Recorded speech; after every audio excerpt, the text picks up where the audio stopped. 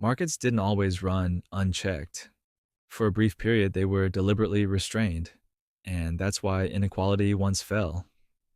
This period didn't appear by accident, it followed catastrophe. The Great Depression shattered trust in markets. World War II devastated economies and societies. Elites feared instability, governments feared collapse, and populations demanded security. The question wasn't whether markets should exist, it was whether they could be allowed to dominate unchecked.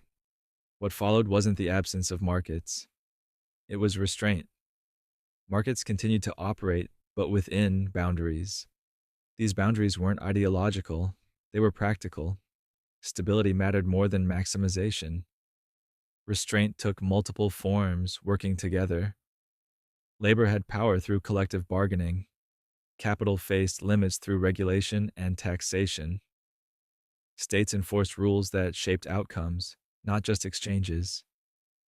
None of this eliminated markets. It constrained how far market power could concentrate. Inequality fell not because effort suddenly mattered more. It fell because power was balanced. When labor had leverage, wages rose. When capital was constrained, profits didn't dominate.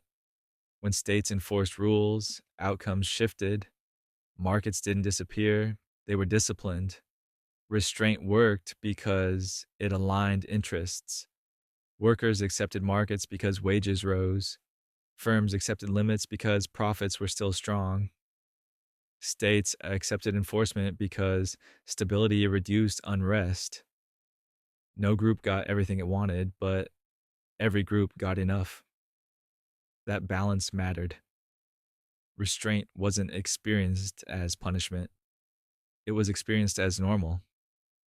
High taxes weren't seen as confiscation. Regulation wasn't seen as interference. Labor power wasn't seen as a threat. They were part of the post crisis order. As long as growth was shared, the system felt legitimate. And legitimacy is what made restraint durable.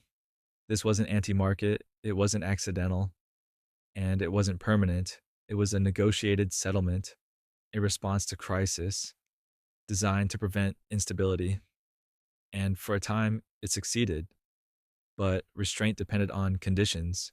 Fear faded, memories shortened.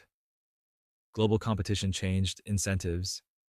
Once restraint was seen as optional, it became negotiable. And negotiated systems can be undone. Markets were restrained once, deliberately. Next, we'll look at why that restraint was dismantled and how inequality surged again afterward.